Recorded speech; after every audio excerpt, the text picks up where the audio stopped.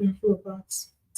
That's it. Hey, hey, hey! Good morning, everyone. It is Monday. How's everyone doing? Hello, hello. Soribel Martinez here. Let's check this out. Let's give you guys a minute to connect. Today, let's see. I want to make sure you know that we can no longer stream inside of the group, right? Why not? Facebook no longer allows applications inside of the groups. I told you it was Yeah. doing that. Today's the last. What's the last? Today is the last day for that. Hello, everyone. Get connected. Who is on? Soribel Martinez here. I have missed you guys. Oh my God, there's so much going on.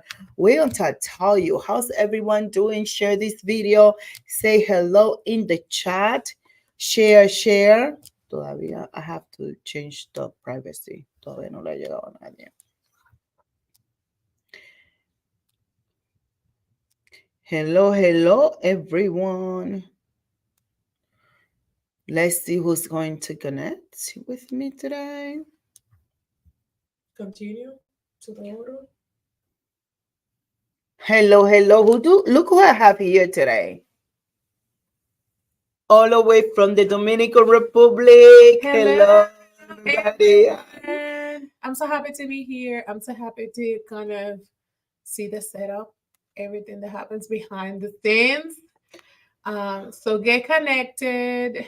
We are going to share wonderful things with you. Well, not me. The boss here is going to. We're going to share about a few things that are going on. The bad things, and the indifferent. You know that I want to be transparent with you with what's going on in my life, so you know how I handle things when adversity hits. Because you see, one thing is to teach about it, another thing is when you leave it. That's right. You know. That's right. It's Yes. different when you have experienced the adversity, and the real you comes out when you're facing adversity and your reaction to it. And so that's something that we have learned very, very well lately, and we have so many things to share with you. I know. So share this video. I want to give Facebook a minute to let you know that we are live. I want you guys to know that although I have not been around doing the live streaming because my father is very ill, he is in his last days of life. He has a very aggressive non-Hodgkinson lymphoma. So I've been next to my dad, taking care of him all these past weeks. So if you see that I'm tired, if you see that I'm a little bit like not lethargic, but a little bit more, calm and down, just know that there's a lot going on. And I want to show up for you because I promised you that we were going to have this week we're gonna continue to have the masterclass series. Yes. Because he told me, go do what you gotta do, girl. Go be great. And I am committed to being great. That is the purpose of life. That is what I know, that when adversity hits, there's a lot of things that we can do when we are in a bad situation, in a bad place. But I chose to show up because I have been with my dad for days now, and he understands that I have a lot of responsibilities, and one of them is my business and taking care of my family and so on and so forth. So listen, so here's the thing. You know that we have been promoting for like what, 3 weeks, almost like 3 weeks. We have been promoting our masterclass series, and the first day is today. It's gonna be bomb. It's gonna be bomb. It's going to be amazing. Like, this challenge that I'm going through in my life is kind of putting the cherry on the top of all the work that we are going to be doing together. We're going to write another book called Unbreakable too, Why I Divorced Religion. And this is it. I knew that Unbreakable was not going to be it. I knew that Unbreakable had to have a second part because there's so much other healing that I needed to do in my life. And I think this is the right time. That's right. And I have taken the commitment, the responsibility, the challenge to make it happen because I know that the next level requires another Soribel. Remember when I was telling you, like, the next level requires a new you. The next level requires new skills, new challenges, new life, new strategies, new everything. This is it for me. So I want to make sure that I'm very present, very conscious of all the things that I'm doing to help myself be present in this time of my life. Having to really take care of my dad, and essentially we're going to be saying goodbye to him like any day now. But I wanted to be present for you. I want to be present because I need to tell you the stories that have really putting Soribel in pressure to become a better diamond. That's what it's all about. And also like expose you in a new vulnerability level. And so when you're vulnerable, you never know. Like sometimes we don't like feeling vulnerable, and I don't like it. But sometimes when you go through situations that make you more vulnerable, then you learn how capable you are to overcome things. And so the most you expose yourself, the most you show the inside of you and what is happening to you, the more close you are to overcome. This is why all of the biggest personalities that we've had, the people that were really, really poor and then they became really, really rich, all of them have one thing in common. They had to be at the lowest. But when it comes to vulnerability, not only like necessity or lacking resources or anything, but vulnerability. And then the next step was going to the next level. And so we are very excited because we know this is only the before, the so we beginning. can see the after. And so I'm excited for what is coming. And I know the masterclass tonight It's going to be hot. Tonight, it's gonna be on fire. It's going to be on fire. You need to come because I'm going to be teaching you the 5 laws of building a $1 million practice. Yes. And one of the things that I'm experiencing on taking care of my dad is that this is the real reason why we are building a legacy, and we want to be in a position that when our family members really need us, that we can say, I am here, I can provide, I can move things around, I can access resources. Maybe they're not all my resources, but we can access resources because we have established ourselves as leaders, right? So when leaders have resources, we can do big things in the world, right? Including with our families, because that is the first calling. The first calling is to be leaders in our personal lives. It's not just about changing the external world for everyone else, but what are we doing to change our world? So for me, has been like a very tangible situation of vulnerability. I have cried a lot. I have processed a lot. I have forgiven a lot. I have become to very many realizations about life, who I am, who I want to be, who would I continue to be in this world. And I'm not about to give up the opportunity for me to write Unbreakable #2, Why Did I Divorce Religion? And when you guys read that book, you will understand that Unbreakable was like an introduction to healing and transformation, right? And right now is like almost complete with this part. I know there's another part missing, right? There's like a third part of Unbreakable, but this part right here, it is where I'm going to be teaching you how can you connect to real spirituality. How can you really heal yourself so you can become unbreakable no matter what? That's right. So here's the thing. One of the laws that I'm going to be teaching you, of course, is all about resiliency, right? And knowing that when I talk to you about being unbreakable, it is not about not feeling your feelings, not being a human. It's about being a human, feeling your feelings without drugs, alcohol, without being numbed, but really feeling the raw stuff and really being able to heal yourself. So who is Anami? Anamin. Hello, Anamin. Hello, Hi, Anamin. Anami. Anamin, get ready. Unbreakable number 2 is coming. It is coming. It is coming. And what we have to do, Anamin, is take this whole movement that you and I started some time ago, right? To take it to the next level of change and transformation for people. And although it's a very hard time for me in my life, I am okay. I was very resisting God. Hello, Joely. Hola, Joely. How are you? ¿Es Joely o Joely? Joely. Joely, ¿cómo te gusta más? How do you like, Joely or Joely? Porque se necesita like. It's Joely. But maybe she likes Joely. I think so, but it's okay. Let's see what she says. Yeah, okay. Well, I'm gonna go go. Go get on. See you guys. Mhm. So I'm going through a very difficult time in my life. Oh, you say she likes Joely. Oh, and Nesty is you like it the way Nesty that says it. Joely, Joely. We're gonna have to have a conversation. Oh, those are my support. So here's the thing. I'm going through a lot.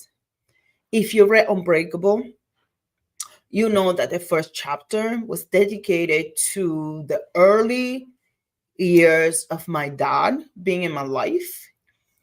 And if you read Unbreakable, you know how important that relationship has been in my life. And I'm gonna share those in Unbreakable number 2. The team is talking about how we're gonna start writing that book, and that book is gonna come with a devotional. And it's gonna come with a devotional because I have somebody very special that been writing devotionals every day. And what this person does is that they send it to me to help me get through this time of my life. It's very hard. Look at these eyes. Oh my goodness. I am very tired. I've been by my dad's side since last Monday. Uh, Not taking shower for like 4 days because I wanted to make sure that he was getting the best care possible. And little by little, I'm gonna start telling you the stories, and you will understand why it is unbreakable, why I divorced religion, and the pieces are all going to come together. And I think that with this book, the purpose is to save girls, little girls, young girls, like I was at one time, that cults take over and really destroys them. And through this process of my dad dying and being in the hospital, I have been able to understand how much damage religion did to our family. And I want to share that with you because I want to save other young people, other kids, other families from allowing cults and religion to really manipulate and change their lives. So now, what does that have to do with building $1 million practice? It has everything to do with it.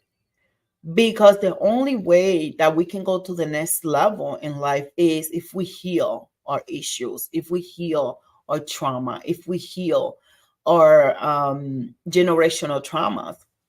And the truth is that it's very hard. Prima, Ener, can you go get the coffee? The guy's downstairs. Come and get the key. The guy is downstairs. Okay, so Go to the first floor and get it. Yes.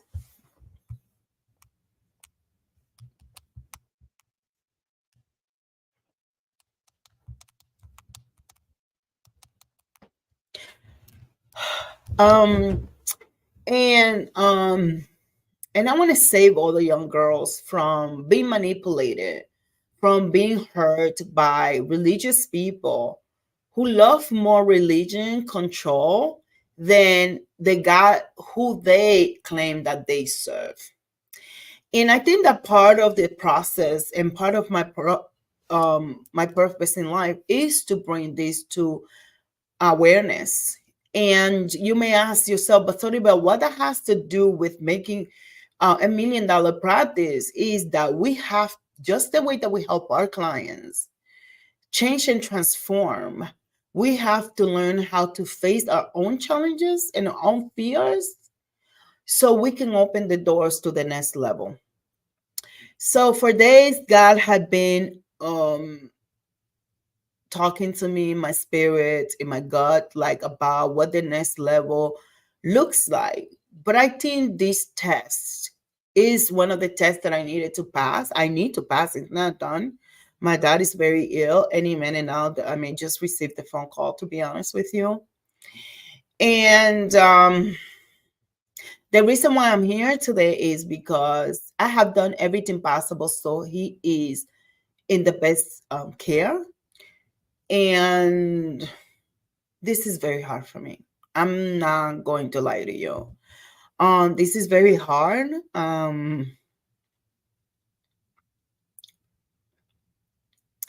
My hero is losing his fight to cancer. And it was so fast, so sudden. It's just been fast and aggressive. But one of the things that I know is that when challenges in life and adversity is aggressive, so has to be the actions that you have to take. So you may ask, Soribel, but your father is not even gone yet, and you already have the next book. And the reality why is that happening is because as aggressive as the cancer that my dad is going, and how fast he had to process so many things, it's as aggressive as I'm going to come to continue to change the world, because this is my next level. And that next level looks like change, transformation, love, forgiveness, compassion. And in the next book, I'm going to share the real stories of how do we become unbreakable by divorcing religion. So I'm here. We have the masterclass tonight. I want you guys to be patient with me. I want you to be compassionate. Come tonight. We're going to talk about the 5 laws of $1 million private practice. And you know that resiliency is one of those things, because you are your business and your business is you. And if you don't do the work, it's harder to get the success and get to the levels that we really want in life. And I'm not going to waste this opportunity to teach you all that I'm learning so I can come back stronger, bigger and stronger, faster and more furious in the good sense of the word, right? To make it happen for myself, for my generation, and ultimately to leave a great legacy to my son. So God was like talking to me about different things, and I was like, that is too hard for me, God. Like, that is too much for me. Hi, Victoria. Yes, we're gonna do what we gotta do. Like, yes. I took care of my dad for 5 days. Right now, he's in a hospital, in a place where they have a nurse right there with him all the time. Now I can come home and take care of things, right? Take care of my business. And I want you to know that we are going to do this. Now, I am very vulnerable. I am very fragile right now in terms of my emotions. But that doesn't mean that Soribel is not going to show up. We are going to do what needs to be done and a little bit extra, because we were created to do the work on earth. God created us for us to do something extraordinary. And that extraordinary is hard. It's hard. This is the level where Soribel is getting ready to become the woman that she needs to be to build now $1 billion business. And I'm not joking. So as aggressive as cancer is taking my dad, And there's nothing I can do right now for him but to keep him comfortable, be by his side. By the way, he asked me to bring him something today. He like picks on it and then he's done. But it doesn't matter to me. What matters to me is that as aggressive as this cancer has been to take my hero away, is as aggressive as I'm gonna come to become a billionaire. And the reason why this is so important to me, because this is not about money. You need to understand this. This is not about money.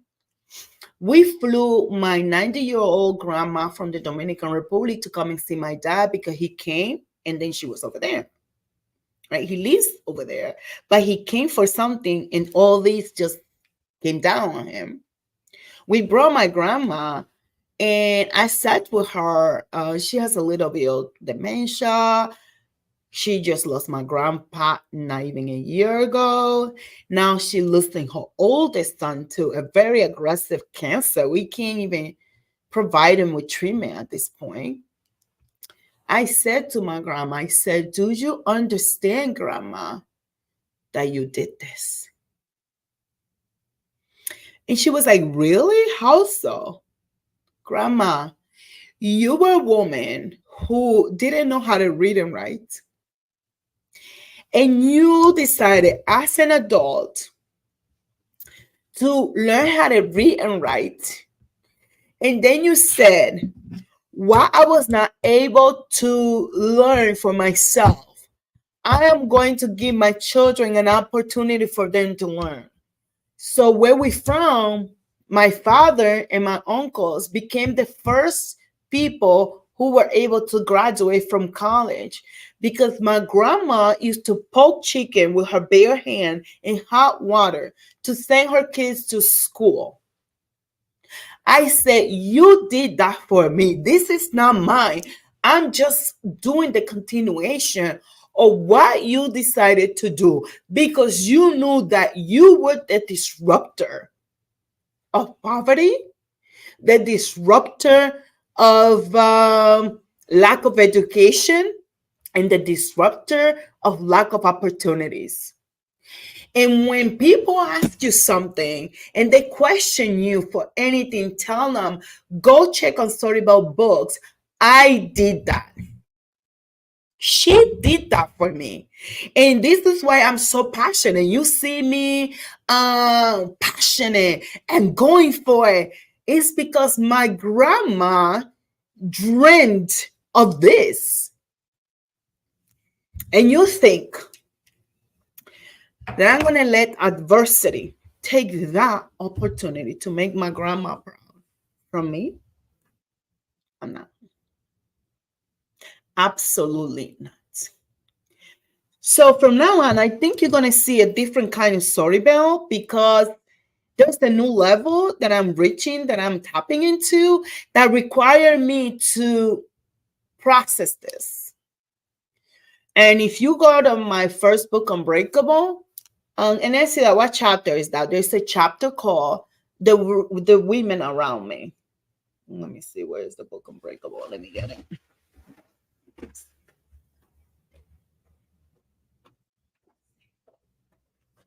Here it is. Unbreakable. And the chapter called The Women Around Me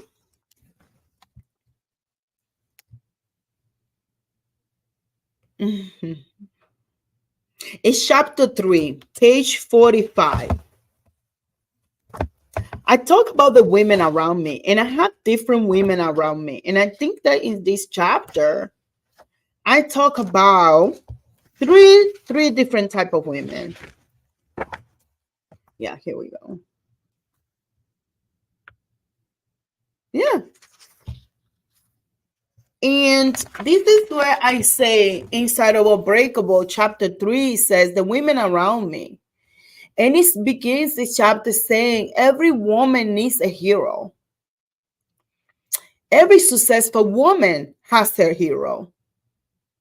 But some of us have to become the hero of our lives. And in the second paragraph of that book, I say, Abuela was my caretaker from infancy because mommy worked. She was the preparer of my meal. She washed my clothing, the fixer of my biggest problem. When I used to scratch the knee, she was there to heal me. Each morning of my young life, my abuela dressed me up to go to school in my uniform. Her princesa needed to be well turned out. She pressed my khaki shirts into fine crease. She used to feed me an egg every single morning.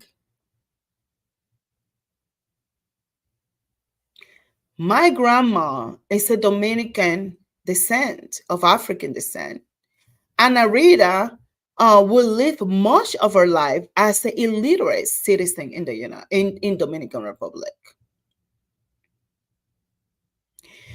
And while my grandpa Ricardito was in the United States as an undocumented man, she was in the Dominican Republic poking chicken with her bare hand to send her children to school, because when my grandpa used to send money back in the day, it would take 3 and 4 months in the mail.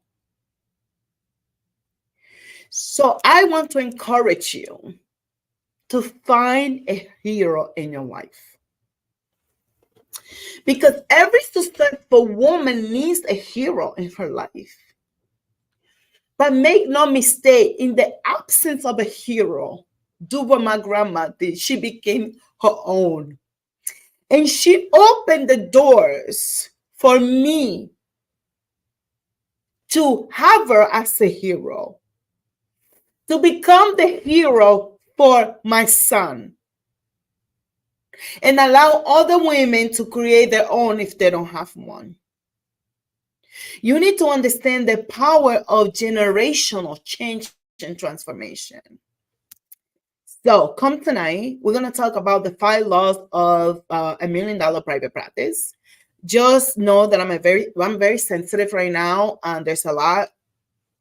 I get emotional very easily these days, and I'm okay for you to see that, because then when I come here and I'm talking about how to become unbreakable, I want you to remember that you saw the ugly Christ too. That you saw me in my most vulnerable times because my dad was dying, but I refused not to continue to apply the things that he told me, the things that I've been sharing with you that he told me about becoming the best. My dad used to tell me, sorry, but I don't care who you become. You can become a garbage picker. Please become the best. That when somebody come by that street, they know that Soribel Martinez was there.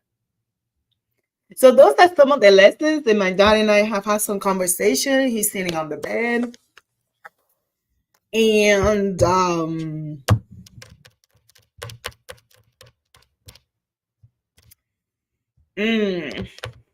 come tonight. Come ready to understand that all things are possible for you. That there's nothing impossible for us. That my grandma was illiterate, had nothing. And she told me that a lot of the things that people see that she has today is because she made a decision that she was not going to die the same way that she came to this earth. My grandma did this for me.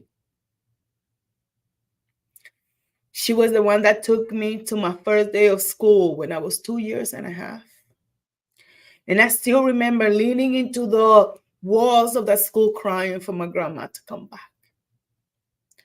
And I remember when my grandma said, it is necessary, sorry, you have to go to school so you can become a professional one day. Who am I not to continue to be in this journey of change and transformation? So my grandma's biggest dream can come true to me. I am here and I'm ready. So if you're ready, come tonight. I'm going to be here at 7 o'clock. Bring your notebook, bring your drink, bring your coffee, bring yourself. Because building $1 million practice is not about money only. Although resources has helped me to move my dad from one hospital where they were just letting him there die to a hospital where he has a specialized care. Um, it's not about money. It's about purpose. My grandmother doesn't care about the money. She cares that she was able to make it when she was really poor. She had nothing. And she was able to make it to her own extent. Now, me and my cousins, I have other cousins. They're successful, professional women, so on and so forth. Right? My father has a doctor's in business administration. I have an uncle that has a master's in engineering. I have another. You get the point, right? So come tonight, girls. Drop the link for these people so these people can register for tonight. Come ready to learn. Let's talk about the 5 laws of building $1 million private practice. Don't forget that although I was a little absent in being here every day doing my live stream, I was over there fulfilling a bigger purpose. So I can come to you and I can share with you some of the biggest lessons that I have learned from this experience, and you can learn the tools and the strategies. And this time around, this book is going to come with a devotional. It's not my devotional. We're going to have another hero in my life in this process. Write the words that he has sent me every single day to help you heal and transform into the next level. I'll talk to you soon. Besitos, besitos. Adios.